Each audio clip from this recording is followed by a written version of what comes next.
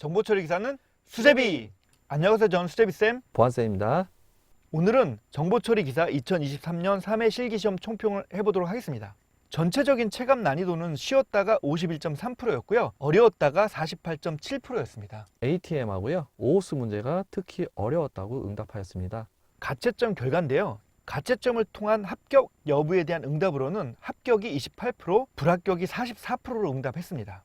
네, 그리고 아직 모른다는 답변이 28%였어요. 그러면 최종 합격률은 최소 28%에서 최대 56% 사이에서 형성될 것으로 예상이 되고 있어요. 다음은 기출 보고 문제를 기반으로 문제를 한번 요약해 보도록 하겠습니다. 먼저 용어형 문제입니다. 로그인 인증 API 문제가 나왔습니다. 답이 뭐였죠? 네, 오오스예요. 오오스는 네이버나 카카오, 구글과 같은 외부 계정을 기반으로 토큰을 이용해서 간편하게 회원 가입이나 로그인을 할 수 있게 해주는 프로토콜입니다. 우리 수제비 에듀 그 사이트에 접속할 때도 이 오오스 기술을 이용해서 로그인 할 수 있게 해줍니다. 다음은 리눅스 권한 수정 명령어가 나왔습니다.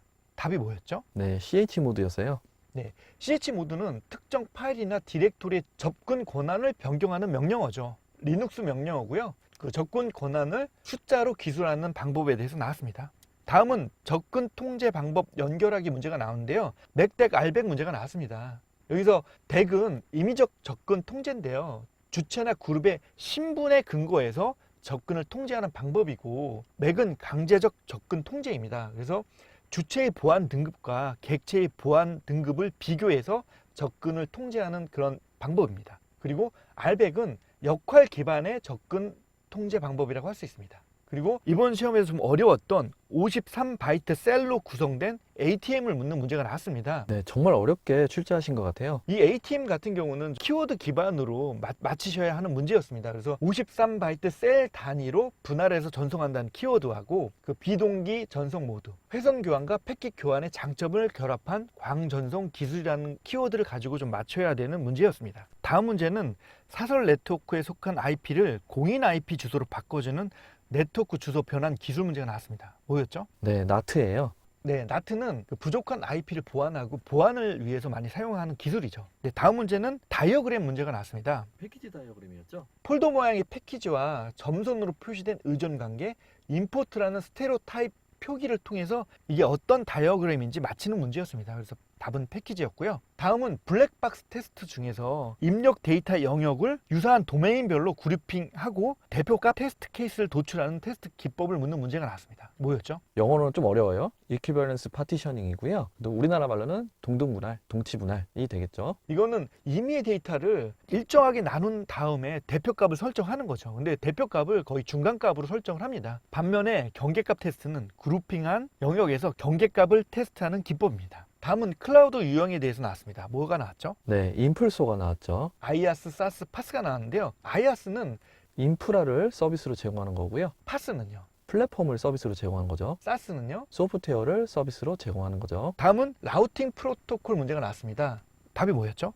네, 립이에요. 립은 벨만 포드 알고리즘을 사용하는 라우팅 프로토콜입니다. 그래서 특징이 있는데요. 15홉으로 제한이 되고요. UDP를 사용하고 30초마다 정보를 공유하는 특징이 있습니다. 다음은 프로그래밍 문제입니다. 첫 번째는 페인트 드로우 문제가 나왔습니다. 네, 이 문제는 오버라이딩 할 때 자식 클래스의 메소드를 실행하는지를 물어보는 문제였어요. 두 번째는 완전수 문제가 나왔습니다. 네, 이전 기출에 나왔던 문제이고요. 완전수라는 거에 대해서 알고 있는지를 물어보는 문제였어요. 약수들의 합을 다 더했을 때 자기 자신이 나오는 게 완전수잖아요. 이거를 알고 있으면 풀기가 좀 편했을 거고요. 그렇지 않았으면 일일이 다 계산을 했어도 되는데 좀 많이 힘들었을 거예요.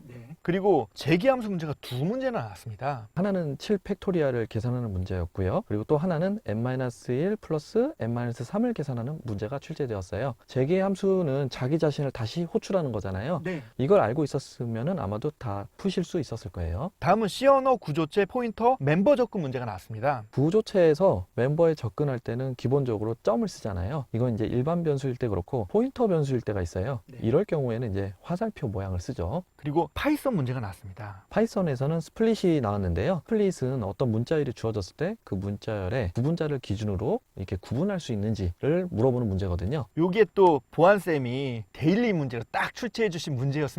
바로 나왔습니다. 네. 그리고 코리아 포인터 문제가 나왔습니다. 이것도 이전 기출을 좀 변형해서 나왔고요. 이제 포인터에서는 중요한 게 %s랑 %c 이 포맷 스트링을 알고 있는지랑 그 다음에 포인터 변수에다 앞에다 별을 붙였을 때, 별을 붙이지 않았을 때 이거를 구분할 수 있는지를 물어보는 문제였어요. 다음은 오류 라인 문제가 나왔는데요. 이게 처음 이제 나온 유형입니다. 코드를 보고 오류를 찾는 그런 문제입니다. 네, 그래서 스택틱 변수에 대해서 물어봤던 문제이고요. 방금 수제비 쌤이 말씀하셨듯이 처음으로 이런 유형이 나왔거든요. 앞으로는 이런 유형도 좀 준비를 할 필요가 있겠습니다. 네. 다음은 데이터베이스 문제가 나왔는데요. 먼저 유니온을 통해서 결과 그래프를 그리는 문제가 나왔습니다. 네, 두 개의 테이블을 합칠 때 유니온을 쓰거든요. 네. 유니온하고 유니온 올의 차이점이 있는데 유니온은 중복을 다 날리고요. 그 다음에 유니온 올은 중복을 날리지 않습니다. 그래서 그거에 맞춰서 답을 쓰시면 되는 문제였어요. 다음은 관계대수 기호 문제가 나왔습니다. 이 문제는 순수 관계 연산자에 대한 문제입니다. 네, 이 문제는 셀프 조디만 알면 푸실 수 있었던 문제예요. 네, 셀렉트, 프로젝트, 조인, 디비전 여기에 관련된 기호를 알고 있으면 맞출 수 있는 문제였습니다. 다음 문제는 참조 무결성 문제가 나왔습니다. 이 문제 같은 경우는 이제 무결성이 5가지가 있잖아요. 개참 속삭기죠. 그렇죠. 그 중에 참조인데 두 개의 테이블이 있으면 그 중에 하나의 테이블에 PK가 있고 하나에는 FK가 있는 거죠. 그래서 두 개의 테이블 간에 외래키가 있었을 때 이건 무슨 무결성이냐 이런 문제인데요. 이건 이제 참조가 되겠습니다. 네, 이렇게 기출된 문제를 간략하게 살펴봤고요. 프로그래밍 문제가 8문제가 나왔고요. 데이터베이스 문제가 3문제 나왔습니다. 그러니까 그 1, 2회차 마찬가지로 프로그래밍 문제가 이제 계속 이제 무게감 있게 많이 출제되고 있습니다. 그리고 이번에도 약술형은 출제가 되지 않아서 하나의 경향으로 간주하고 약술형에 대한 출제 빈도는 과감하게 줄일 예정입니다. 네, 그래서 다음 개정에 맞춰서 기본서, 인강 다 모두 이러한 경향들을 반영할 예정이에요. 2023년 1회, 2회, 3회 출제했던 문제들을 다 반영할 예정입니다. 그리고 2023년 3회 실기시험 대비로 해서 수제비 스터디와 수제비 모의고사 등 다양한 활동을 커뮤니티에서 진행을 했습니다. 네, 많은 분들이 참여해 주셨고요. 꾸준한 공부 습관과 실전 감각을 익힐 수 있는 좋은 시간이었다고 생각합니다. 그리고 앞으로 합격하는 그날까지 커뮤니티, 인강, 수험서, 유튜브 등 다양한 채널을 통해서 수험생들을 돕겠습니다. 시험 보시느라 정말 고생 많으셨고요. 합격 발표일에 다시 뵙도록 하겠습니다. 네, 그리고 이 말은 꼭 좀 드리고 싶습니다. 수제비 스터디에 참여해주신 수험생분들 그동안 정말 고생 많으셨습니다. 열심히 하신 여러분들께 정말 좋은 결과가 있기를 진심으로 수제비 쌤들 모두가 기원하고 있습니다. 마지막으로 커뮤니티 운영진으로 활동하고 계신 안녕하늘님, 온세미로님, 수제비 운영진님, 수제비 인간관리자님 진심으로 감사 인사 드리면서 총평을 마치도록 하겠습니다. 감사합니다.